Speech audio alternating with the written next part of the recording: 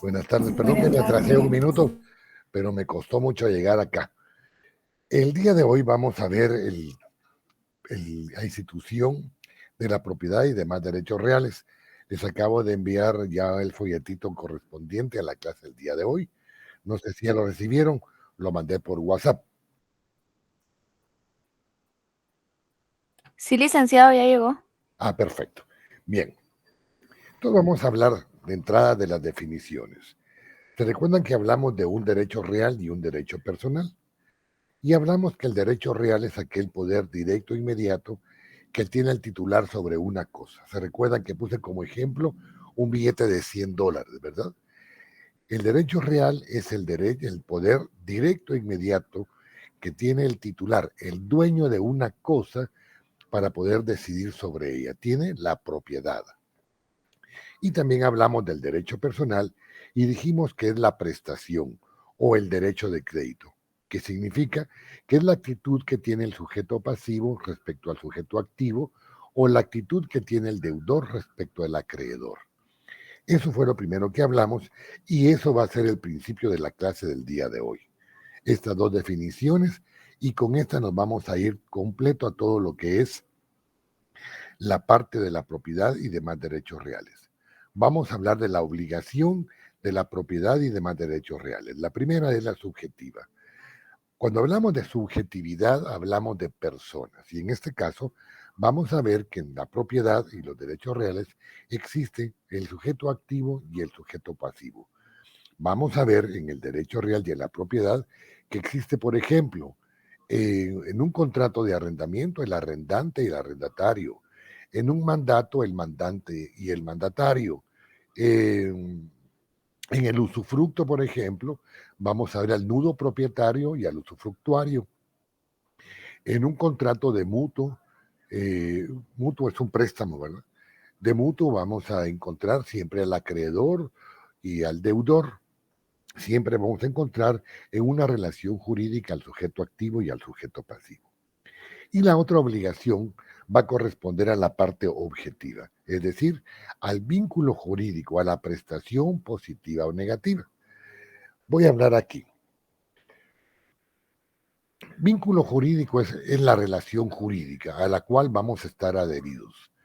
Si hablamos de deudor y acreedor, la relación jurídica es un contrato de mutuo.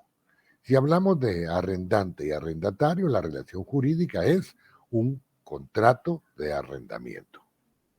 Pero vamos a ver que existen dos clases de prestaciones, es decir, dos clases de actitudes del sujeto pasivo respecto al sujeto activo. Y voy a explicar.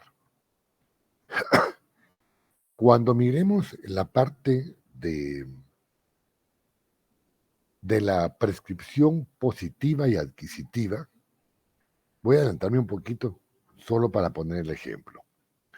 Vamos a ver que existe una prestación positiva cuando por el paso del tiempo el deudor adquiere un derecho, mientras que cuando existe una prestación negativa es cuando la obligación prescribe en contra del acreedor. Vamos a poner un ejemplo. En la prestación positiva, si alguien hizo un préstamo de mutuo, un contrato de mutuo, un préstamo, la obligación del deudor es pagarle al acreedor. Si la relación jurídica en un contrato de mandato, la prestación positiva es que el mandatario, quien representa al mandante, cumpla con su obligación y así sucesivamente.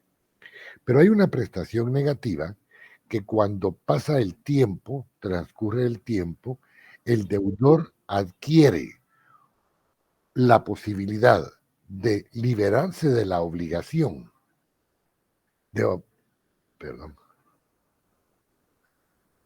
de, decía, de liberarse de la obligación por el transcurso del tiempo. La prestación positiva se gana un derecho. Voy a poner un ejemplo. Cuando miremos la figura de la posesión, es un derecho real donde una persona puede tomar un bien mueble que no tiene dueño ni ningún signo de propiedad para poder hacerlo suyo, Mientras lo adquieren en propiedad, va a tener que tener las figuras de la posesión pública, pacífica, continua y de buena fe por más de 10 años. Eso le va a dar derecho a presentar una titulación supletoria y el Estado le va a otorgar un periodo de 10 años para que compruebe que puede ser propietario de aquel bien que tomó, que no tenía propietario ni ningún signo de propiedad. Y adquiere la propiedad. Es una prestación positiva. Pero en un cheque, por ejemplo, tenemos la posibilidad que cuando nos lo otorgan, podemos protestarlo. Ya lo voy a explicar con mayor, no sé, amplitud, pero de momento solo es para explicar la prestación. Tenemos la posibilidad, decía el cheque, de protestarlo. Es decir, fuimos al banco, pero no nos cambiaron el dinero porque no habían fondos en la cuenta. Entonces tenemos la oportunidad, después del protesto, 2 años para poder demandar el pago de ese documento, que es un documento, no es un documento de crédito, sino un documento de pago inmediato. Pero si en esos 2 años no lo hacemos, entonces la obligación prescribe y ya no es obligación pagar el cheque. Bien, para poder llegar a estas conclusiones vamos a hablar de la naturaleza jurídica. La primera teoría es la teoría clásica o es la jus en re, la inmutabilidad que existe entre el hombre y la cosa. Dijimos entonces en las clases anteriores, y lo hemos mencionado, de que en el tiempo del modo de producción esclavista, los latinos, los peregrinos y los esclavos no eran considerados personas. Si no eran consideradas personas, entonces no podían adquirir bienes, no podrían tener propiedad ni derechos reales, porque no eran personas. Mientras que el que era considerado persona tenía una vinculación como persona con las cosas que podían ser parte de su propiedad. Bien, vamos a bajar un poquito. Luego viene y hablamos de la teoría personalista u obligacionista. Como podemos leer, dice que es el vínculo de carácter personal entre el titular de una cosa del derecho y los demás hombres, la abstención de perturbarlo. ¿Se recuerdan ustedes que vimos en la ausencia que en el tiempo de la Edad Media, principalmente, si una persona propietaria, hablemos de alguien que no era siervo, pensemos de un pariente del señor feudal, tomaba su corcel y se iba en busca de aventuras o de ver si encontraba un dragón y lo mataba y regresar valiente, regresar con la posibilidad de demostrar que era un caballero. Pero si no regresaba, para poder los parientes tener derecho a la propiedad de aquel que estaba ausente, había que esperar 100 años. Es decir, mientras pasaban los 3 años, no se podía perturbar la propiedad de aquel que estaba perdido, que estaba ausente. De igual manera, podemos ver que muchas veces las personas dicen que, mire, usted no puede decirme que como no pagué se va a quedar con mi casa si mi casa es mía. Sí, pero usted la puso de garantía si no pagaba un préstamo bancario o a un usurero. Por consiguiente, después de un procedimiento ejecutivo, ya sea en la vía ordinaria o en la vía de apremio, entonces usted va a perder su propiedad.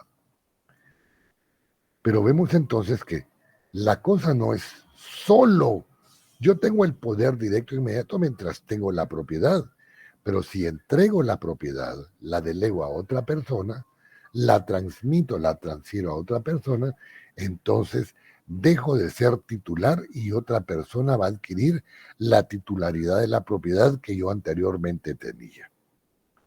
Luego encontramos la teoría ecléctica. Aquí encontramos 2 elementos que son muy importantes.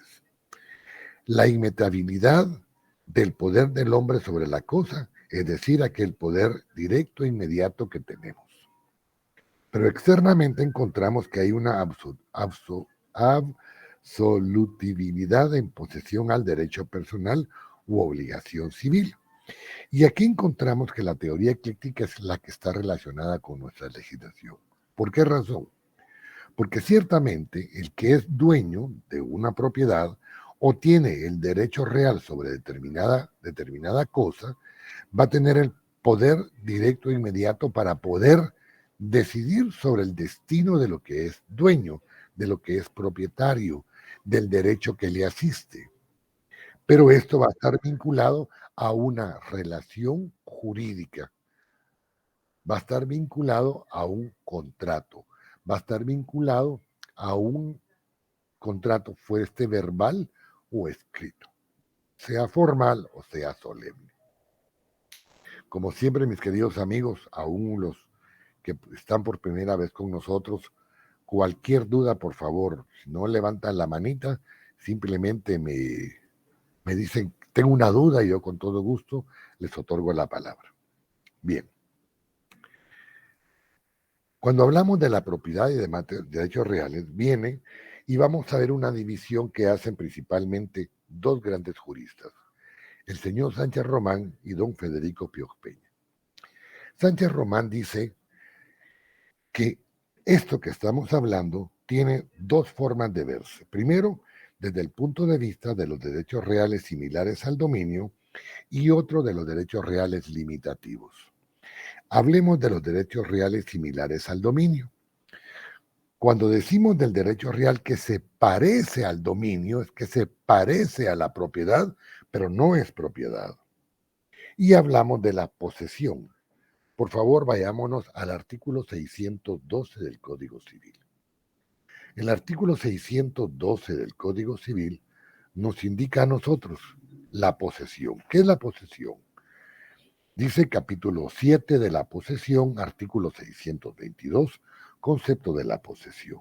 Es poseedor el que ejerce sobre el bien todas algunas de las facultades inherentes al dominio. Dijimos que la posesión es cuando una persona toma un bien inmueble como si fuera el propietario, pero debe existir la posibilidad de que no tenga propietario ni ningún signo de propiedad. Fíjese que este terrenito hace como 50 años que era de doña Juanita, pero doña Juanita era propietaria porque tenía número de finca, folio y libro. No, ellos lo tenían porque se los había dejado su abuelito y lo tenían en posesión. Posesión. La posesión es cuando actuamos en forma pública, pacífica, continua y de buena fe por más de 10 años como si fuéramos los propietarios. Es decir, la posesión es similar al dominio, similar a la propiedad, pero no es propiedad. El derecho hereditario. Vámonos por favor al artículo 917. El artículo 917 del Código Civil nos indica sucesión hereditaria. La sucesión por causa de muerte se realiza por la voluntad de la persona manifestada en testamento y a falta de éste por disposición de la ley. La primera se llama testamentaria y la segunda intestada, comprendiendo en cada uno de los casos todos los bienes, derechos y obligaciones que se extinguen por la muerte. Yo me muero y dejo testamento. Le dejo todos mis bienes a Jacqueline María, a Christopher Steven, a José Esteban y a Rodrigo Zúñiga. Ellos van a ser mis herederos universales. Pero a Michelle Durán le voy a dejar un legado. Yo estoy decidiendo sobre mis bienes. Vamos a ver en su momento de que no es necesario que yo tenga que heredar a mi mujer y a mis hijos o a mi mamá o a mi papá o a mis hermanos. No. Si yo tengo el poder directo e inmediato sobre mi propiedad, yo puedo decir a quién se la voy a entregar, en este caso testamentariamente. No es necesario que ponga un pariente. Puedo poner a quien yo quiera porque es mi derecho, mi poder absoluto. Ahora, si no dejo testamento, hay una sucesión intestada. Los que van a requerir la herencia van a ser mis parientes de acuerdo al orden que la ley nos da, y eso va a estar en los artículos del 1078 al 1089 del Código Civil. Así yo lo he explicado muchísimas veces, pero una vez más no importa. El orden de sucesión dice que primero se llama al cónyuge sobreviviente o supérstite y a los hijos, incluyendo a los adoptivos. Si no existieren, entonces se llama, en su defecto, a los parientes consanguíneos en línea recta ascendente, si no hubieren, a los parientes en línea recta descendiente, y si no hubieren, a los colaterales. Caso contrario, si no existen parientes, se declara una herencia vacante. Ahora, ¿por qué hablamos de que se parece a lo que dice nuestra ley cuando habla la teoría clásica del elemento interno y externo? Porque el heredero ya tiene un derecho como tal, pero cuando se declare realmente heredero, el bien heredado va a entrar a su patrimonio y él va a tener el derecho de propiedad, ya sea de los bienes, derechos y obligaciones del muerto, del causante. Se dice arrendamiento perpetuo, inscripción arrendataria, artículo 1125 de los números clausus. Artículo 1125. Y vamos a irnos, por favor, al numeral número 6.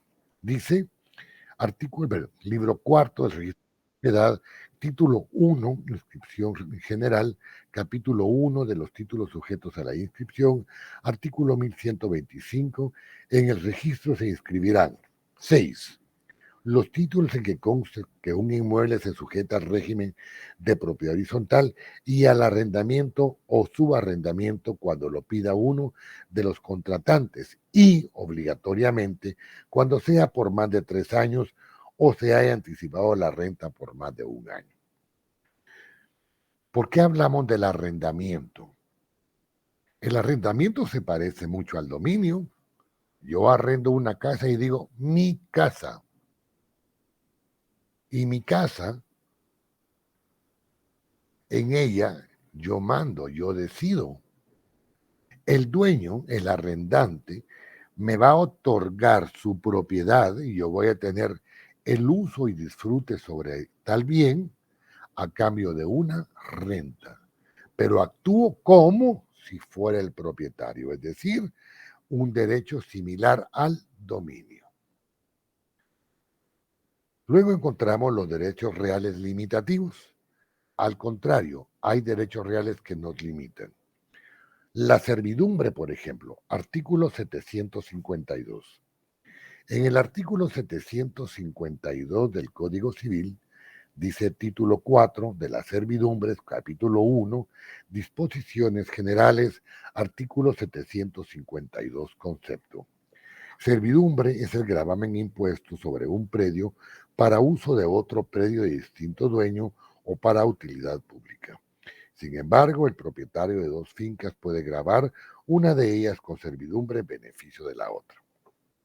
¿Cómo esto lo vamos? Todo lo que estoy viendo ahorita lo vamos a ver en una institución por separado y completa. Este solo es una explicación que estoy dando. Vamos a pensar que aquí en mi folleto, vamos a bajarlo un poquito, aquí en mi folleto hay muchas fincas, pero hay una que está en medio y no tengo salida a la vía pública. ¿Qué pasa entonces? Tengo que buscar para esta propiedad un acceso a la vía pública. No lo puedo dejar encerrado. Este paso que voy a tener se va a llamar servidumbre. Puede ser servidumbre de paso, servidumbre de acueducto, servidumbre de energía eléctrica, y vamos a ver que existen una cantidad bastante variada de servidumbres. Lo que significa es que voy a tener un acceso por alguna de las otras fincas a la vía pública. Cuando tomo un acceso, pensemos que sea acá, hacia la vía pública, entonces esa parte del inmueble no es propiedad de este, del sujeto pasivo, sino sigue siendo propiedad del sujeto pasivo, pero va a gozarlo y disfrutarlo el dueño de este bien. Eso significa. Bien. Otro van a ser los censos. Los censos no están legislados en nuestra legislación. ¿Qué es un censo? Es un derecho real en el que el titular, es decir, el censualista, sobre una finca, propiedad del censuatario, que constituye su objeto de poder recibir una pensión. Es decir, fíjese que hay una persona que tiene una cantidad de dinero en el banco, pero por medio del contrato de censo, que explico que eso no existe en nuestra legislación, en la española y en la mexicana sí, la persona tiene derecho a que le paguen una renta. En nuestro caso existe la renta vitalicia, no existe el censo. El censo y la renta vitalicia tienen ciertas características similares, con la diferencia que en el censo se requiere de la propiedad de una cosa, mientras que en la renta vitalicia lo que se requiere es del pago de una cantidad a favor de una persona por algún caso particular o por alguna necesidad. Otro derecho real limitativo es la hipoteca. Por favor, busquemos el artículo 822 del Código Civil. El artículo 822 del Código Civil está... Ay, perdón. Todavía estoy eléctrico, que no podía venir, venía preocupado. Artículo 822 del Código Civil. Dice capítulo 5, derechos reales de garantía, capítulo 1 de la propiedad, artículo 822, concepto. La hipoteca es un derecho real que grava un bien inmueble para garantizar el cumplimiento de una obligación. Significa esto que de acuerdo al artículo este y al 841, el gravamen hipotecario sobre un bien inmueble tiene que ser expreso y solemne. ¿Qué es el gravamen o el derecho real limitativo que se llama hipoteca? Ustedes tienen una propiedad y me dicen, vos Carlos, fíjate que necesito pisto, préstame. Va, mira vos, yo te lo presto, pero ¿cómo me vas a garantizar que me vas a pagar? Ah, mira, mano, yo te puedo dar mi casa en garantía, perfecto. Entonces hacemos un contrato de mutuo con garantía hipotecaria. Significa de que yo les voy a dar a ustedes un dinero y ustedes me van a garantizar el pago, es decir, la prestación, siendo como garantía una propiedad inmueble. Bien. Sin embargo, ustedes siendo los deudores hipotecarios o pignoraticios y yo el acreedor hipotecario, ustedes no pueden vender su propiedad sin mi consentimiento, porque yo sobre esa propiedad tengo un derecho real, un derecho de garantía que se llama hipoteca. Es que mira, Carlos, fíjate que si vendo la casa, te puedo pagar lo que te debo. Perfecto. Entonces voy a dar mi consentimiento para que vos la vendás, pero vamos a dejar en cláusula contractual que del dinero que recibas, una parte es mía de un mutuo que tenemos en conjunto. Entonces le estoy limitando el derecho de propiedad al deudor hipotecario, al deudor pignoraticio. Hasta donde voy me están entendiendo. Sí, licenciado. Sí, licenciado. Perfecto. Sí, licenciado. A ver, Eric, pregúnteme por favor. Ah, ya no. Bueno, sigamos entonces con la clase. Dígame. Disculpe, ¿puede explicar nuevamente los censos? Claro. Se lo voy a poner de otra manera. Yo tengo una propiedad. Vamos a pensar que la propiedad era suya. Y usted me la da con la condición de que la renta se la van a pagar a usted si en todo caso el terreno es arrendado. Y si no fuera arrendado, vamos a decir que el bien inmueble da una renta mensual, como si fuera arrendamiento, pero ese dinero es suyo, porque usted me vendió su propiedad con la condición de que yo le pague un censo. Eso significa. No sé si me Está hago bien, entender, Luisa. gracias. Sí, ¿No sí, quiere que con le el amplíe? ejemplo Ah, perfecto. está Eric, bien, gracias. dígame, Erika, Orozco. Licenciado, disculpe, ¿cuál es la diferencia entre un inquilino que alquila, por ejemplo, un departamento y un arrendatario? Repítame, Erika, ese no le entendí, que se había mucho eco. ¿Cuál es la diferencia entre una persona, por ejemplo, que alquila un departamento y un arrendatario? Ninguno. La persona que alquila un departamento es arrendatario o inquilino. Y la persona que le da a usted el arrendamiento es el arrendante o el propietario o quien haga sus veces de la propiedad. No sé si le quedó claro, Eric, Muchas gracias, licenciado. para servirle. Bien. Federico Piuc Peña nos dice a nosotros que él divide el derecho, la propiedad y el derecho real desde varios puntos de vista. Vamos a ver tres grandes grupos: por su objeto, por la protección que brinda y por la finalidad institucional. Federico Piuc Peña dice, leo, por el objeto, derecho real sobre cosas corporales, derecho real sobre cosas incorporales o incorpóreas, que son derechos sobre derechos reales y sobre derechos intelectuales. Piuc Peña dice que el derecho de propiedad y demás derechos reales va a estar vinculado al objeto, a la cosa, al bien, al derecho o a la obligación.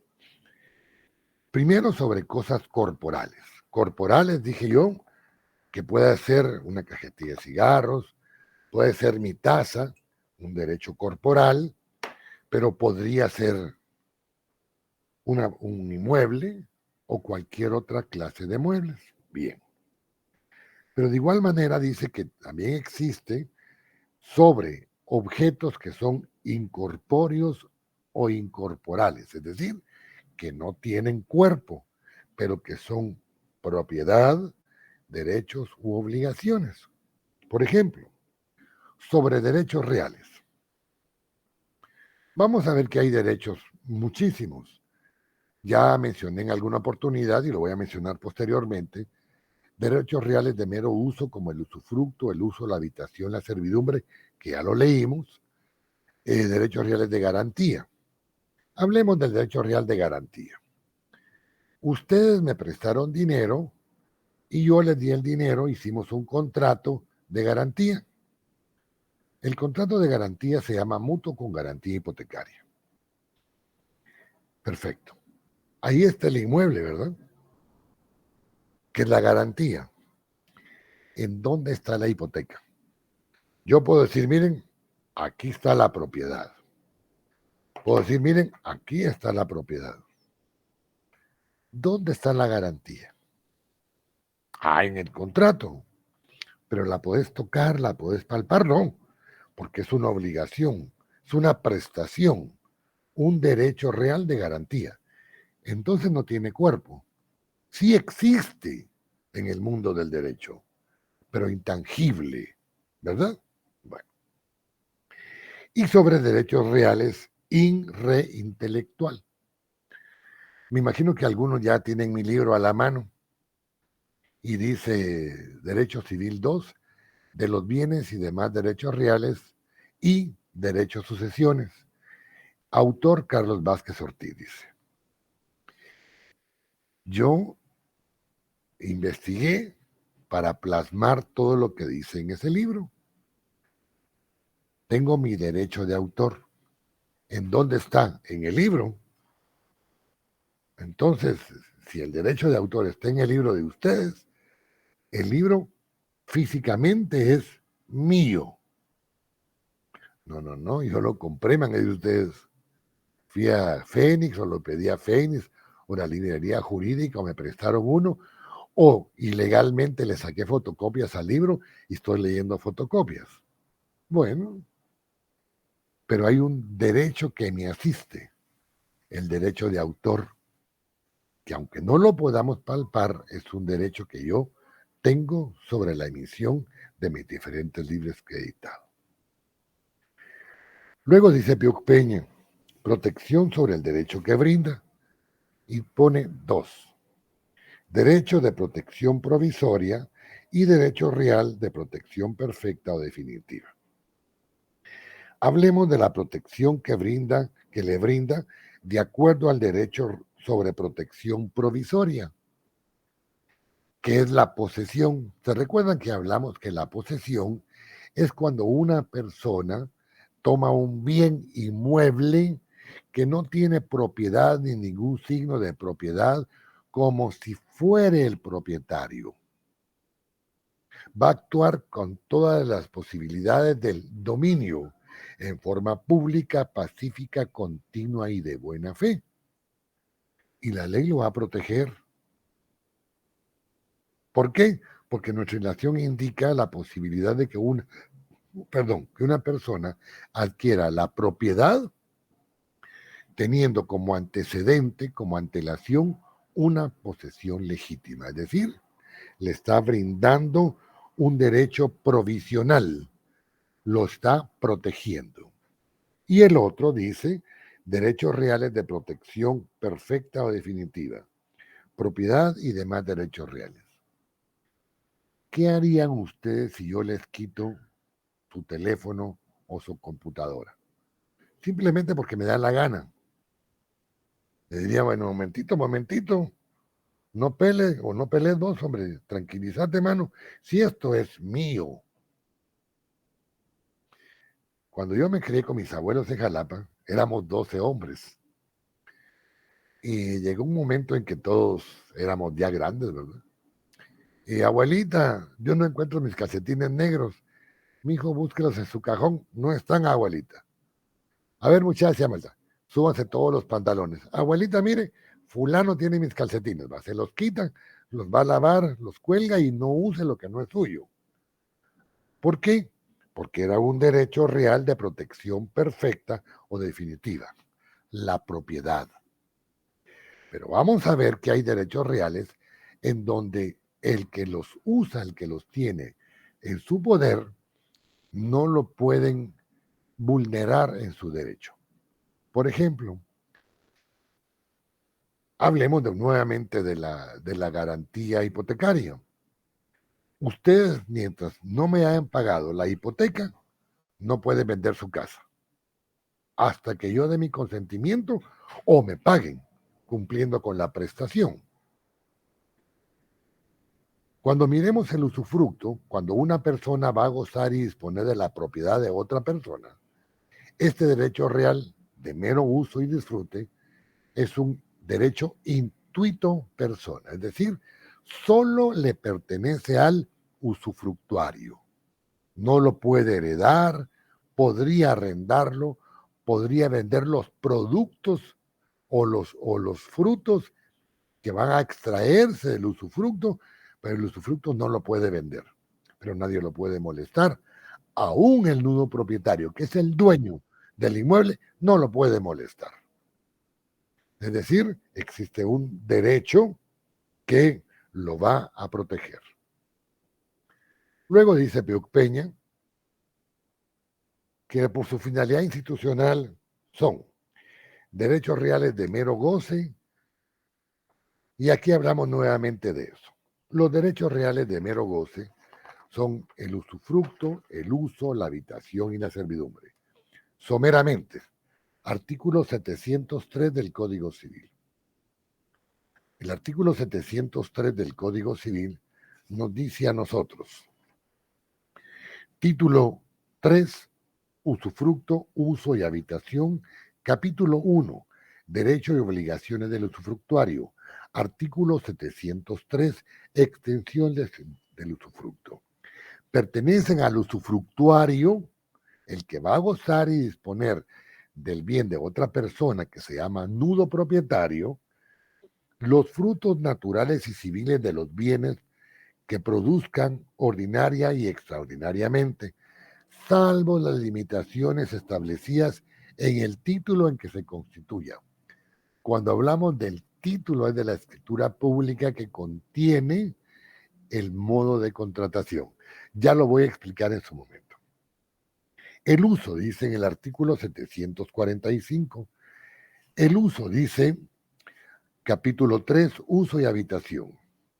Artículo 745, contenido del uso.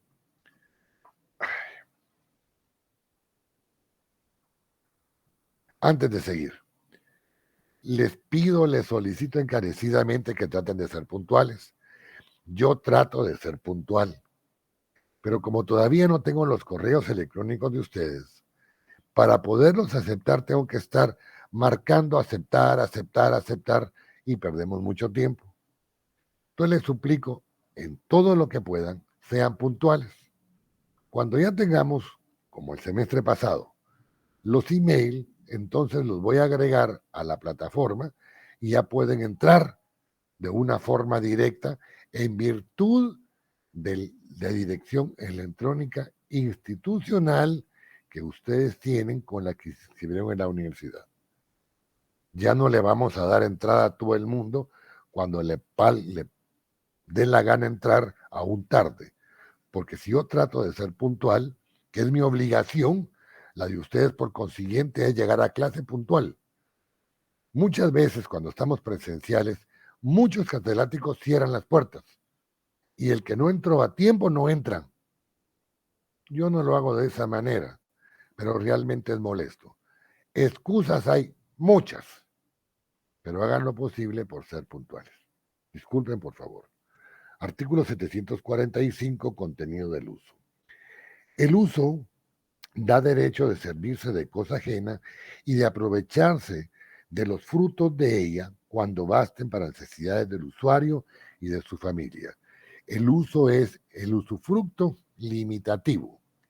Con el usufructuario puede gozar de todos, mientras que el usuario va a poder disfrutar de los frutos naturales y civiles de la propiedad del nudo propietario solo cuando alcance para su manutención y la de su familia. Artículo 746, contenido de la habitación. La habitación se limita a lo que sea necesario para quien tiene el derecho y para su familia, aun cuando no haya tenido en el momento de constituirse tal derecho. Vos, Rodrigo Zúñiga, fíjate que me echaron de mi casa, mano. Haceme la campaña. Préstame un cuarto, vos dame un cuarto. Pero no tengo piso para pagarte arrendamiento. Mira, yo tengo un cuartito ahí y una camita viejita. Usarlo mientras puedas. A vos y mi mujer, mira, es una camita semimatrimonial. Ahí pueden dormir los dos aunque vos seas gordito. No me está cobrando renta, pero estoy usando la propiedad de otra persona en calidad de habitación. Es un derecho real. Luego dice los derechos reales de garantía.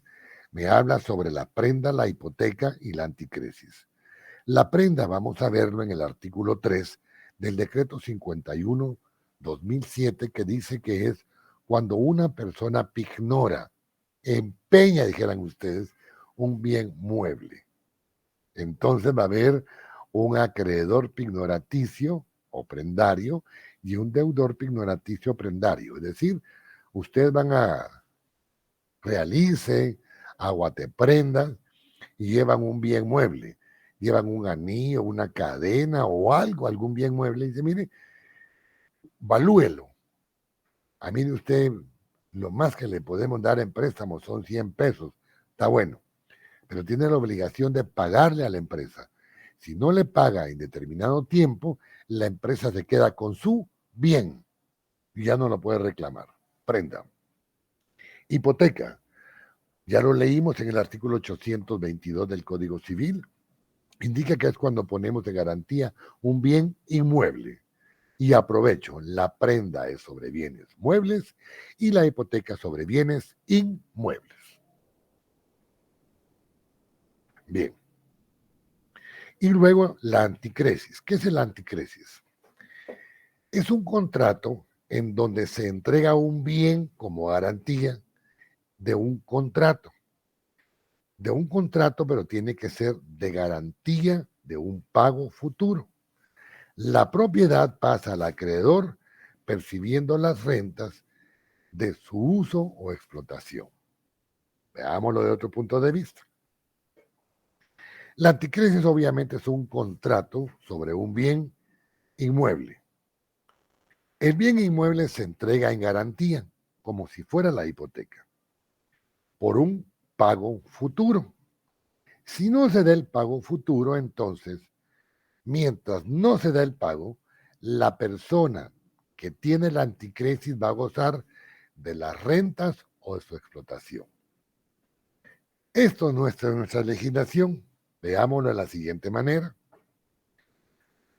Vos, Carlos, me dicen ustedes, mira, fíjate que yo tengo un inmueble, préstame pisto, pero fíjate que la verdad es que me costaría mucho pagarte. No te preocupes, mano, te voy a prestar el dinero, me das como garantía tu casa, pero yo la voy a alquilar y la renta la voy a percibir como parte del pago. Anticrisis. Bien. Luego dice Piuc Peña que hay derechos reales de adquisición y en este aspecto venimos y se habla del retracto, del tanteo y la opción. El retracto es la rescisión. Vámonos al artículo 1579. Artículo 1579. En el artículo 1579, que está en el capítulo 4, rescisión de los contratos, artículo 579, podemos leer: los contratos válidamente celebrados pendientes de cumplimiento pueden rescindirse por mutuo consentimiento o por declaración judicial en los casos que establece el Código Civil. Y estos casos están vinculados al artículo 1927 y también de este código que habla del plazo de arrendamiento y el artículo 229, numeral 3 del decreto 106 del Código Procesal Civil y Mercantil que habla del procedimiento o del juicio sumario. Expliquemos qué es la rescisión. Vos, Carlos, vendeme tu carro. Mano, yo no lo estoy vendiendo. A la mano es que tu carro me gusta y la verdad, mira, yo sé que lo tenés bien cuidado y sé que querés comprar otro carro. Si yo te lo compro, puedes tener por lo menos para ajustar para el carro nuevo que vos querés. Va pues, te lo voy a vender. Va, mira, yo quiero tanto. Ah, no, mano. Mira, yo quiero 20,000 pesos. Ah, no, mano, 20 no te doy. 10 te doy. Ah, no, mano. 19. Ah, no, vos. 15. Ah, mano. 18,500. Va, 18 te doy. Está bueno vos. Y hacemos el trato. Me pagan mis 18,000 quetzales y yo les entrego mi vehículo. En el camino, a la que mula. ¿Por qué vendí mi carro? Y dice el comprador, que son ustedes, pobre el Carlos, hombre, se quedó sin carro, con lo que le sirve a aquel. Y de plano, me hace falta mis 18,000 pesos porque tengo que pagar el préstamo y tengo que pagar el colegio de los patojos. Y ahora que viene la inscripción, no. Ring. Aló, vos, Carlos. Sí, vos, ¿cómo estás? Fíjate vos que iba a me arrepentir la compraventa, fíjate vos que yo también. Entonces, ¿qué, mano? Te devuelvo tu carro y vos mi pisto. Está bueno, mano. Nos juntamos mañana a desayunar, aunque sea en San Martín. Va, pues. Llegamos a San Martín, yo devuelvo el dinero y ustedes me vuelven mi carro. Rescindimos el contrato, hubo un retracto. Nos retractamos del contrato, nos retractamos del negocio jurídico. Bien. Tanteo. Artículo 491 del Código Civil. Como ya indiqué, todo esto que estoy diciendo lo voy a repetir completo en una clase en particular. Hoy solo es una explicación somera. Tanteo 491 dijimos, ¿verdad? Artículo 491 está inmerso en el capítulo 3 de la copropiedad, párrafo 1, disposiciones generales, artículo 491, derecho de cada copropietario. Todo copropietario tiene plena propiedad sobre su parte alíquota que le corresponda o la de sus frutos y utilidades, pudiendo en consecuencia enajenarla, cederla o gravarla, o aún ceder únicamente su aprovechamiento, salvo que se trate del derecho personal.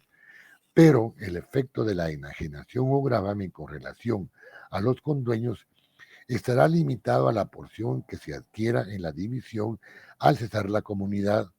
Los condueños gozan del derecho de tanteo de propiedad de ejercitar dentro de los 15 días siguientes de haber sido notificados del contrato que se pretende celebrar. Como la única presente, y le doy 1000 gracias, es Johanna. Johanna y yo vamos a contratar. Miren pues, Johanna y yo compramos una casa, mitad, mitad. Somos copropietarios. Ella tiene su parte alícuota y yo mi parte alícuota.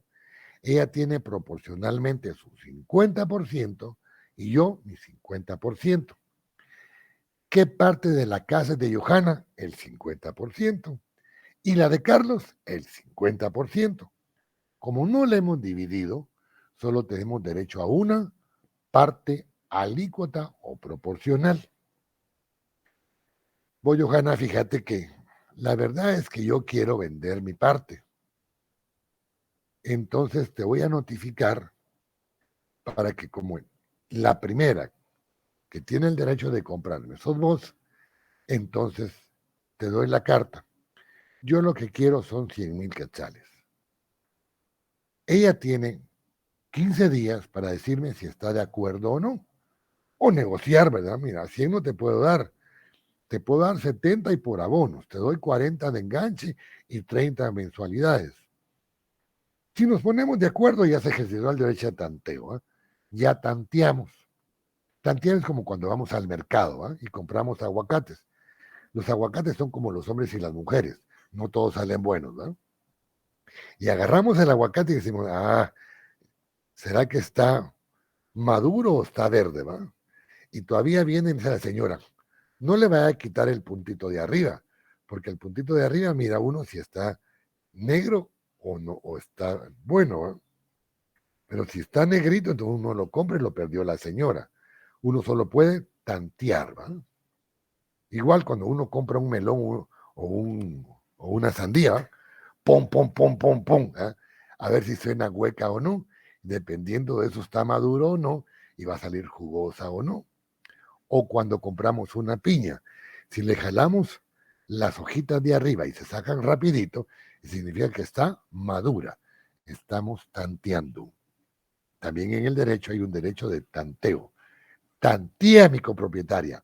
Mira, vos yo quiero vender, ¿será que vos me darías tanto? Si ella me dice que no me quiere comprar mi parte alícuota, entonces me libera y yo puedo vender mi parte a interpósita persona, es decir, a tercera persona, a cualquier otra persona fuera de la relación jurídica entre Johanna y yo en la calidad de copropietarios que tenemos. La opción, artículo 1677. En el artículo 1677 está en la segunda parte de los contratos en particular, título 1 de la promesa y la opción, artículo 1677. Dice, la opción puede ser contrato independiente o celebrarse como pacto accesorio de otro, y en ambos casos puede contener las condiciones en que ha de celebrarse el convenio. Miren pues, hoy jueves fue día de ofertas en los supermercados. Y ustedes fueron, como ya es viernes y el cuerpo lo sabe, ¿va? Fueron a la parte de licores. Y está en oferta la cerveza Gallo, la Modelo, la Ice, la Brava y algunas otras. Están en oferta. Ustedes tienen la opción de comprar lo que ustedes quieran. Yo voy a escoger la cerveza Gallo, la mejor cerveza. Entonces viene y escojo la cerveza Gallo. De las opciones, yo tomo y como alternativa la Gallo y la voy a pagar. Aquí estamos adheridos a dos contratos, a la escogencia, que es la opción, y al pago, que es la compraventa. Optamos, ¿verdad? Por comprar. Yo me quiero comprar mi carro. ¿Será que me compro una Range Rover, una BM o una Toyota o un Volkswagen? Opciones. Y voy y compro el que yo escojo. Contrato de opción. Bien. Y por último vamos a ver, tanto Sánchez Román como Piuc Peña y nuestro Código Civil, como ustedes ya observaron, hablan de diferentes formas de propiedad y demás derechos reales. En nuestro medio vamos a tener números clausus, es decir, propiedad y demás derechos reales limitados, debidamente estipulados, debidamente legislados. En legislaciones como por ejemplo las anglosajonas, hablemos de los gringos, hablemos de los norteamericanos, sería porque gringo es verde andate, ¿va? De los norteamericanos, ellos como tienen un derecho vinculado regularmente a, no es codificado, sino, ¿cómo se llama aquella figura donde las sentencias que van vinculadas a un mismo sentido forman una ley? Jurisprudencia. Bien, ellos están vinculados a la jurisprudencia, ellos los contratos sobre propiedad y demás derechos reales le pueden poner el nombre que ellos quieran, que vaya relacionado con la relación jurídica que ellos pretenden. Mientras que nosotros, como tenemos o estamos vinculados a un código, a normas debidamente estipuladas, codificadas, nosotros nos basamos a lo que son los números clausus. De esa cuenta nos vamos a ir al artículo 1125 del Código Civil, que ya leí un numeral, hoy vamos a leer algunos otros. Dice el libro cuarto del registro de la propiedad, título 1, de la inscripción en general, título 1, de los títulos sujetos a la inscripción, artículo 1125, en el registro se inscribirán. ¿Qué se inscriben? La propiedad y demás derechos reales. ¿Cuáles son? 1. Los títulos que acrediten el dominio de los inmuebles o de los derechos reales impuestos sobre los mismos. Y hablamos de la posesión, hablamos de la propiedad, hablamos del usufructo, hablamos del uso, hablamos de la prenda, hablamos de la hipoteca. Es decir, ya indicamos cuáles son las cosas que se parecen al dominio, que limitan el dominio, que es vinculado a la propiedad y a derechos reales. Aquí podemos observar que el Código de Notariado nos va a decir a nosotros en el artículo 69 cómo se escrituran estos derechos reales. 2 dice, los títulos relativos de dominio de los inmuebles y en los que se constituya, reconozca, modifique o extingue derechos de usufructo, uso, habitación, patrimonio familiar, hipoteca, servidumbre y cualesquiera otros derechos reales sobre los mismos, y los contratos de promesa sobre inmuebles o derechos reales sobre los mismos. Someramente, porque esto lo voy a explicar en su momento. Títulos relativos de dominio sobre derechos inmuebles, compraventa, permuta, donaciones, testamentos, etc. Ahora, en estos vamos a ver Código de Notariado, Magdalena.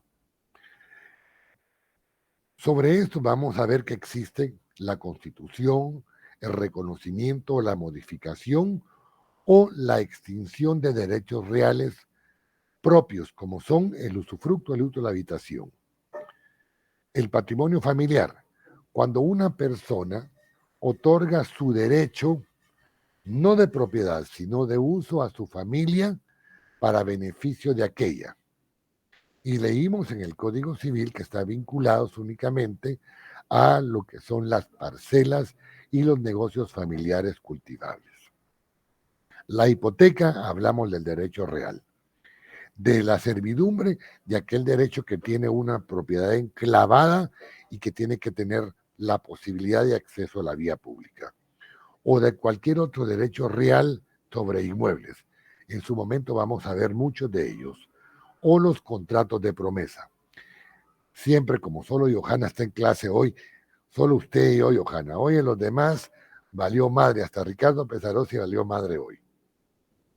Entonces, contratos de promesa. ¿Cómo así? ¿Cómo así? Como no ¿Cómo estabas así? Yo estoy aquí, presente. estoy siempre. Bueno. No, claro que sí. Nunca dijiste presente. ¿Está presente? No, yo siempre estoy. No has dicho ausente, no estoy. Sí, estoy presente. Bueno, es una ausencia Bueno, sigamos con esto. Promesa. A ver, Johanna, miren, yo le voy a comprar su casa. Tengo el dinero, pero fíjese que el banco no me lo ha entregado. Hagamos una promesa de compra-venta en donde de aquí a 2 meses yo le voy a pagar su dinero una vez me lo entregue el banco. Y hacemos el contrato de compra-venta, pero con una promesa de que en 2 meses le voy a pagar. Si no le pago, entonces el dinero que yo pude haberle dado como enganche, lo pierdo en calidad de arras. Eso lo van a ver hasta en 6º semestre. Solo es una explicación somera para que me entiendan qué es la promesa. 3. La posesión que conste en título supletorio. Es decir, cuando yo tuve la posesión legítima por más de 10 años, planteo el título supletorio para que me otorguen la usucapión o la usucapio para comprobar que sí puedo ser propietario, pero eso se inscribe en el registro general de la propiedad. ¿Por qué? Porque ya me gané la posibilidad de ser dueño de aquel derecho que tuve en posesión. 4. Actos y contratos que transmitan el fideicomiso. Como es un derecho mercantil, solo voy a decir. El fideicomiso es un contrato en donde el fideicomitente le entrega al fideicomiso, que es una institución bancaria, la posibilidad de darle un dinero al beneficiario. Señor banco, yo tengo a plazo fijo 10 millones de quetzales. Usted me los va a administrar y mensualmente le va a dar de los intereses a mis hijos un 20%. Como son 5, entonces el 100% de los intereses lo divide en 5. Cada uno de mis hijos va a recibir un 20%. Ese es un contrato de fideicomiso. Hay otras formas de mencionarlo, pero como esa no es mi clase, solo es para que entiendan. Capitulaciones matrimoniales se afectan bienes inmuebles o derechos reales. Cuando hablamos del matrimonio dijimos que cuando los cónyuges deciden sobre el régimen de comunidad absoluta de bienes, se convierten en copropietarios de sus bienes, derechos y obligaciones. Cuando optan por el régimen de comunidad de gananciales, indicamos que los bienes anteriores al matrimonio son propios de cada cónyuge, pero los que adquieren durante el matrimonio se van a constituir como copropiedad, pertenecen a ambos. Y vimos también que las capitulaciones matrimoniales deben hacerse en escritura pública. El que no estudió Civil 1 va a tener que repasar un montón en este curso. 6. Los títulos en que conste un inmueble sujeto a régimen de copropiedad horizontal. Vamos a ver la propiedad horizontal, vamos a ver parte del arrendamiento y el subarrendamiento, vamos a ver alguna figura como la tácita reconducción, en donde vamos a ver cuándo es que los contratos deben inscribirse obligatoriamente en el registro general de la propiedad. Marilyn, hagamos un contrato verbal de arrendamiento. Alquíleme su casa y yo le voy a pagar 200 quetzales. ¿Está bueno, Carlos? No hay nada escrito. pero la obligación existe. Los contratos se perfeccionan por el solo consentimiento de las partes. Artículo 1518. Bien. A Carlos viene mejor, no, ¿sabe qué? Como Johanna tiene buena letra, hagamos un contratito solo por joder, vaya. Yo, Marilyn Karina, le doy a Carlos la posibilidad de que tenga mi casa en arrendamiento y me va a pagar mensualmente 200 quetzales. En la ciudad de Guatemala, el 27 de julio de 2023. Y firmamos. Es un contrato meramente formal, pero es válido, claro, es un contrato de arrendamiento válido. No, Carlos. ¿Sabe qué mejor? Digámosle a Ricardo que en su protocolo hagamos el arrendamiento, porque así es más seguro usted que un notario se eche la escritura. Perfecto. De eso estamos hablando aquí. Hablamos de los ferrocarriles, tranvías, canales y demás. FEGUA, por ejemplo, está inscrito en el registro de la propiedad. Hablan de un canal seco que va a estar de mar a mar en Guatemala. Igual habrá que inscribir todas las partes donde va a pasar el tren como parte de los derechos reales. Los títulos que constituyen derecho a explotación de minas. Cuando queremos una mina o hidrocarburo o transmisión o gravamen de las minas, ya sea minas de materiales preciosos o extracción de petróleo o demás, debemos inscribirlo en el Registro General de la Propiedad. Y obviamente con el permiso y la autorización del Ministerio de Energía y Minas. Las concesiones otorgadas por el Estado se recuerdan del contrato de TLC que se dio en el gobierno del Patriota cuando el señor Roto Pérez Molina y la señora Valdetti eran los que administraban los bienes del Estado como representantes del organismo ejecutivo.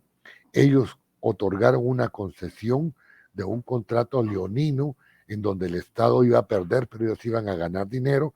Tuvo que inscribirse en el Registro General de la Propiedad.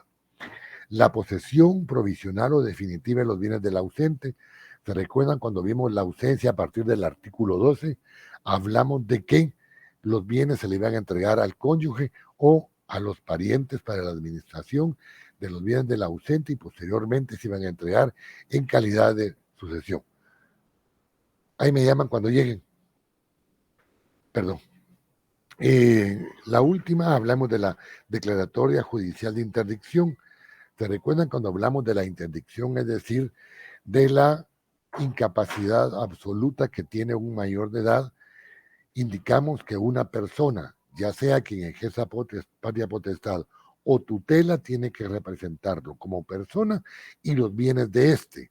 Eso debe inscribirse en el Registro General de la Propiedad para que conste que la persona que representa al incapacitado tiene ciertos derechos como la administración de los bienes de aquel, pero no la gravamen, no otras cosas.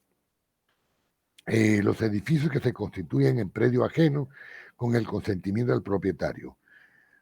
Aquellas propiedades, arrendamos una propiedad y hacen una bodega o siembran algo, eso hay que inscribirlo en el Registro General de la Propiedad, porque ahí va a haber un contrato que es meramente sui generis.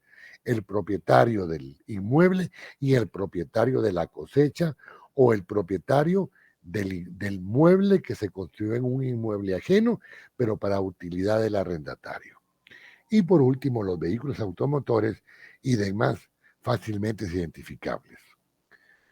Los furgones, los cabezales, las plataformas, los barcos, las lanchas, deben inscribirse en el Registro General de la Propiedad, al igual que las avionetas, los helicópteros y los aviones. Bien, ¿alguna pregunta de esta clase? Bueno, si no hay preguntas, espero que les haya gustado muchísimo. Nos vemos el próximo martes. Les voy a mandar la institución específica de la propiedad, que es grandísima, pero es muy bonita y como digo, los 5 puntos del programa principales ahorita es el contenido completo del curso que vamos a observar. Cuando lleguemos al punto número 5, cuando comencemos a ver, el número 5 o 6, cuando comencemos a ver la ocupación, A partir de ahí ya comenzamos a ver la parte práctica. Lo que estamos viendo ahorita es la parte doctrinaria del contenido del curso de Derecho Civil 2, que corresponde a la propiedad y demás derechos reales. ¿Alguna otra pregunta, pues? Dijeran en mi casa. ¿No? No, Entonces, licenciado. Entonces, Dios, pues, feliz fin de semana. Mañana es viernes y el cuerpo lo sabe.